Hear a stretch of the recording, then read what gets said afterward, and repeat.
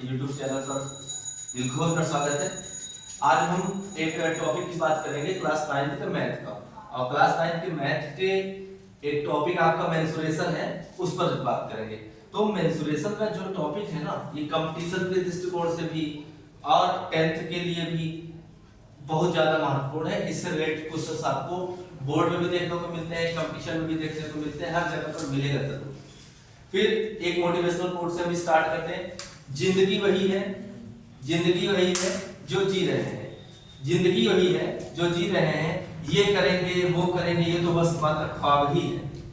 तो इसमें हमको surface area of A right circular को हिंदी में देख लेते हैं। लंब वृत्तीय शंकु का पृष्ठीय क्षेत्रफल। ये सरफेस एरिया एंड वॉल्यूम का एक छोटा सा टॉपिक है। आज केवल फार्मूले पर जिक्र करेंगे, क्या फार्मूला होता है इसका।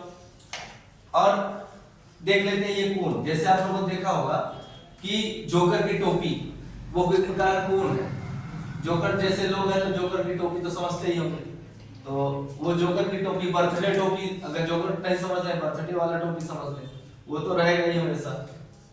तो यहां पर देख लेते हैं कि ए बी सी और इसका ये जो आपका है इसको हम डायमीटर बोलते हैं, सी सी डैश, ये डायमीटर हो गया। और बीसी जो आपका है वो आपका रेडियस हो गया। उसके बाद जो एसी है ये आपका स्लैंट हाइट हो गया, मतलब तिर्यक ऊंचाई। और एबी जो है वो हाइट है, इसको ऊंचाई कहा जाता है। तो देख लेते हैं एसी हमारा स्लैंट हाइट, इसको तिरछी ऊंचाई कहते हैं। उसके बाद एबी हमारा ऊंचाई है, इसको हाइट कहते हैं। फिर हम निकाले थे फार्मूला होता है स्लैंट हाइट ऑफ ए कोन। कोन की परिभाषा क्या होती है? कोन की जो परिभाषा होती है उसमें एक तिरछी ऊंचाई होती है, एक ऊंचाई होती है और एक आपका त्रिज्या होता है।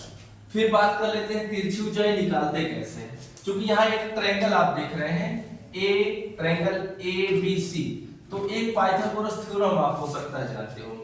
पाइथागोरस थ्योरम जो होता है हाइपोटेनस अर्थात जो कर्ण का स्क्वायर होता है वो परपेंडिकुलर स्क्वायर और बेस के स्क्वायर का सम होता है।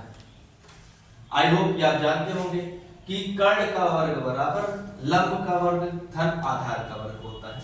तो हम ए बी सी लिए हैं ट्रायंगल, ए बी सी में देख लीजिए कर्ण हमारा क्या है, मतलब हाइपोटेनस क्या हमारा वो एल है। तो एल का स्क्वायर इक्वल होगा परपेंडिकुलर माने लंब का वर्ग h का स्क्वायर और हमारा BC मतलब त्रिज्या मींस आधार का स्क्वायर माने r स्क्वायर।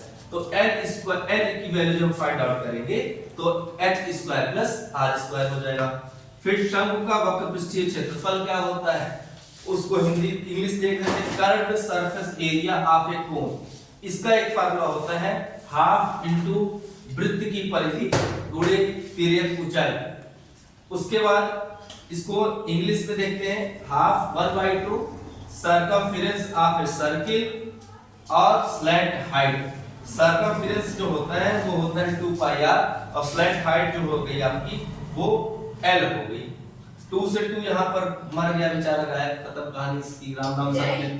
उसके बाद पाई r l तो राम नाम सत्य की वजह से कुछ तेरह ही की बात कर रहा है, तुमको एक ही चीज याद है पूरी।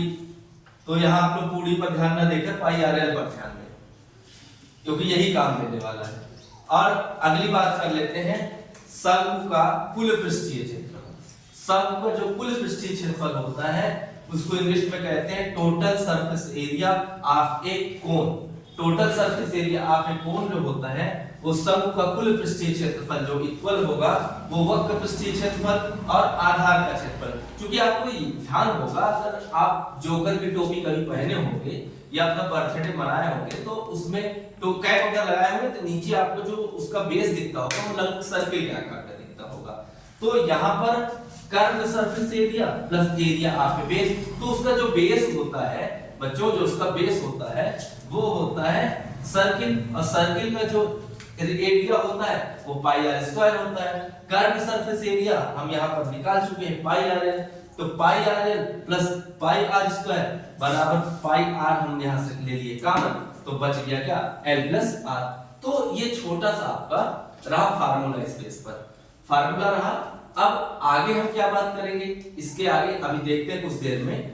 और इस टॉपिक में आपको शंकु से मतलब कोण से और स्फीयर हाफ हेमी स्फीयर पर बात करनी है। मात्र तीन टॉपिक है जो 9th के सिलेबस में इस बार पढ़ने हैं। और आप इसको ध्यान से देखिए, लाइक कमेंट और शेयर सब्सक्राइब ये सब कीजिए। और ये मोबाइल नंबर है 9918028130।